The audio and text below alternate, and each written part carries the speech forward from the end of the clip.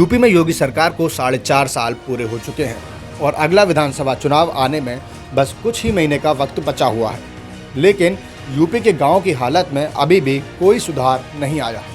हम बात कर रहे हैं जनपद मुरादाबाद की, जहां के लोग अभी भी सड़क बनने का इंतज़ार कर रहे हैं। ये काफ़ी मुद्दत से ख़राब है। हम हर साल इसके लिए लिख कर देते हैं, इसके लिए डीएम तक से मिले हैं, कई बार हम विधायक जी से भी मिले, मगर उन्होंने हमें सिर्फ आश्वासन देकर टाल दिया गया। हाँ, आश्वासन देकर टाल दिया।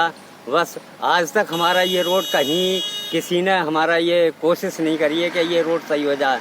ये बाजपुर मुरादाबाद रोड से लेके करणपुर तक ये इतना खस्ता रोड हो गया है कि ये इस पर 8-10 गाँव लगते हैं। इस पर 8-10 गाँव लगते हैं। इतना ख़राब रास्ता का 8-10 गाँव के लोग इतना परेशान रहते हैं कि बहुत परेशान रहते हैं। सर, जैसे उत्तर प्रदेश में योगी सरकार बनी थी, उन्होंने कहा था कि हम गड्ढा मुक्त सड़कें करेंगे, लेकिन गड्ढा मुक्त नहीं हुई है, गड्ढा युक्त है। ये सिर्फ वादे करने की सरकार है। इसने आज तक कोई काम करके नहीं दिया। आज तक हमने शिकायतें भी इसकी सरकार में काफ़ी कर चुके हैं, मगर आज तक इसने कोई काम करके नहीं दिया। आज तक हम परेशान हैं इस सड़क से, बहुत परेशान है गाँव वाले। दरअसल मामला ये है कि जनपद मुरादाबाद के ब्लॉक भगतपुर की ग्राम पंचायत काकरखेड़ा का जो मुख्य रास्ता है उसकी हालत बेहद ही क्षतिग्रस्त है, और ये रास्ता लोगों के लिए इसलिए भी ज़रूरी है क्योंकि ये रास्ता दर्जनों गांवों को जोड़ता है। इस मार्ग की लंबाई लगभग 10 किलोमीटर की है, जो बहुत ही ज़्यादा क्षतिग्रस्त है। काकरखेड़ा के रास्ते पर 5 सरकारी तो कुछ प्राइवेट स्कूल हैं, जिसकी वजह से बच्चों को आने जाने में काफ़ी दिक्कत होती है।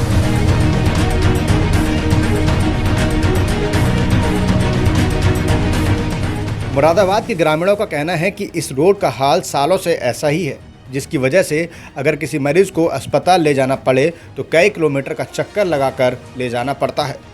बता दें कि ग्रामीणों का ये भी कहना है कि गहरे गड्ढों की वजह से एक्सीडेंट होने का खतरा भी बढ़ जाता है।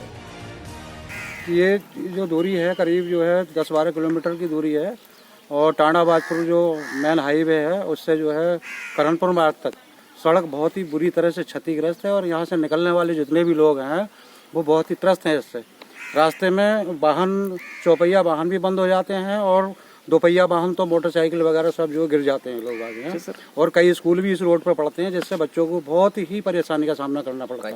सर, उत्तर प्रदेश में 4.5 साल हो गए योगी सरकार बने हुए। जब सरकार बनी थी तो उसने कहा था कि हम गड्ढा मुक्त सड़कें करेंगे, लेकिन गड्ढा मुक्त नहीं हुई है, गड्ढा युक्त हुई। तो इसके बारे में क्या कहेंगे आप?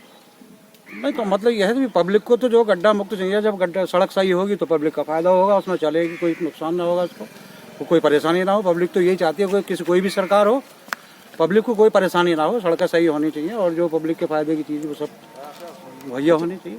सर, जैसे अब 2022 में चुनाव आने वाला, तो उसके लिए क्या कहेंगे आप?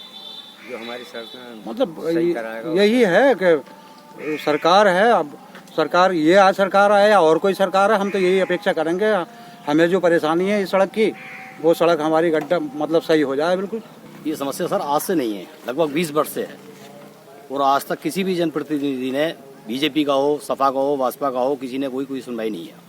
हमेशा लोग, कम से कम 15 से 20 गाँव हैं जो हर साल बारिश के मौसम में बहुत परेशानी से जूझते हैं, इसी रोड को होकर निकलते हैं, और इसी रोड के कम से कम 15-20 गाँव का आना जाना है लोगों का। हमारे यहाँ 7 साल में गड्ढा मुक्ति नहीं हुई, 4 साल की तो बात आप करते हैं, सरकार को 7 साल हो गए, तो 4 साल में क्या करेंगे? 7 साल में हमारे यहाँ गड्ढा मुक्त कोई सड़क नहीं हुई। हमारे यहाँ 20 साल से ही है, ऐसा चल रहा है। लोगों को इतनी बड़ी परेशानियां हैं, बहुत ज़्यादा दिक्कत है। तो चुनाव आने में बस अब कुछ ही महीनों का वक्त बचा हुआ है, लेकिन गांव की हालत ऐसी रहेगी तो सरकार ने जो वादे किए थे उनका क्या हुआ? ऐसे में सरकार फिर चुनावी वादे तो कर रही है, लेकिन उनको पूरा कैसे करेगी ये देखने वाली बात होगी। स्पेशल रिपोर्ट जनहित टाइम।